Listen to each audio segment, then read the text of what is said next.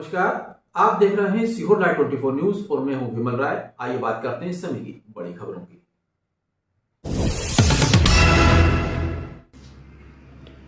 प्रेमानंद महाराज के तीखे तेवर पर पंडित प्रदीप मिश्रा का जवाब। प्रमाण के लिए खुला है कुबेरेश्वर धाम। राधा रानी पर कही बड़ी बात। राधा रानी पर टिप्पणी को लेकर पंडित प्रदीप मिश्रा और प्रेमानंद महाराज भीड़ गए।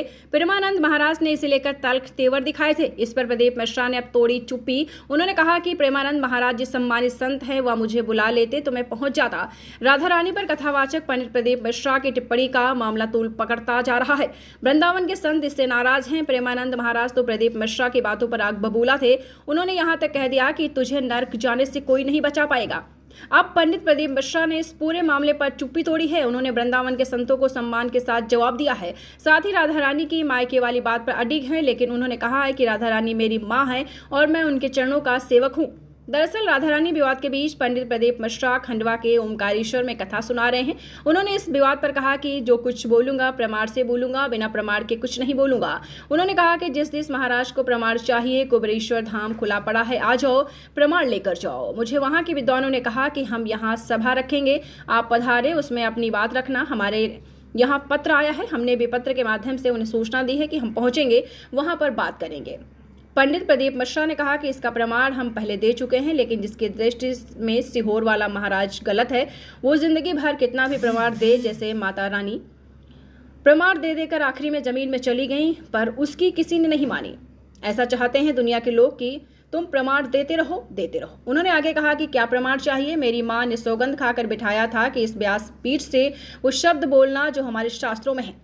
हमारा ब्रैवर्त पुराण राधा रानी का संवाद बोला, राधा रहस्य में से राधा का संवाद बोला। गौड़िया संप्रदाय के कालीपीठ से निकलने वाली पुस्तक राधा जी का संवाद लिखा है, जो हमने बोला। प्रसन्नता व्रत 84 कोस में अनय घोष का मंदिर है, वहां जाकर दर्शन करो। जावट गांव में उसका प्रसंग कहा। इसके बाद कितना प्रमाण चाहिए तुमको। बात है राधा रानी की, वो तो मेरी माँ है, माफी की बात करते हो। इस राधा रानी के चरणों में तो पूरी जिंदगी खानदान और कुटुंब पड़ा है। आगे पंडित प्रदीप मिश्रा ने कहा कि प्रेमानंद जी महाराज विद्वत संत हैं, उनके चरणों को दंडवत प्रणाम करता हूं।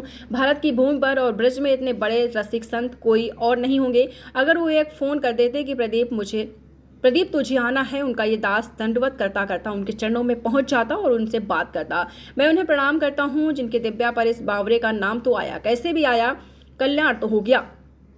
कथावाचक पंडित प्रदीप मिश्रा ने कहा कि कुछ लोग शिवपुराण का विरोध करना चाहते हैं, प्रदीप मिश्रा का विरोध करना चाहते हैं। वो लोग राधा रानी की आड़ में बदनाम करना चाहते हैं। आप कहो जिस दिन राधा रानी के चरणों में आकर दंडवत कर लूं। आप बोलो जितने दिन तक राधा रानी के चरणों में पड़ा रहूं। मेरी माँ है वो, उनसे मेरा बैर नहीं है। चार लोगों को मूर्खों को रिझाकर भागवताचार्य बनकर के तू प्रभु के प्रति बोले, ये बोला था द्वारिकाधीश के प्रति। अरे तुझे शर्म आनी चाहिए। जिसका जस गा करके जीता है, जिसका जस खाकर खाता है, जिसके जस गा करके तेरे को नमस्कार प्रणाम मिलता है, उसकी मर्यादा को तू नहीं जानता। किस बात का माइक में बैठ करके प्रवचन करता है जब तुझे ब्रह्म तत्व का बोध नहीं। अरे चराचर जगत में भगवान देखने वाले महाभागवत कहे जाते हैं, और तू भागवत का प्रवचन करता है, भगवान की निंदा करता है, श्री जी की अवहेलना की बात करता है। कहते हैं कि बरसाने में नहीं, कभी सामना पड़ा नहीं संतों से, वही चार को घेर कर पैर पुजवाता रहा, इसलिए जानता है तो बहुत बड़ा भागवत प्रवक्ता है। श्री जी को तू जान जाएगा।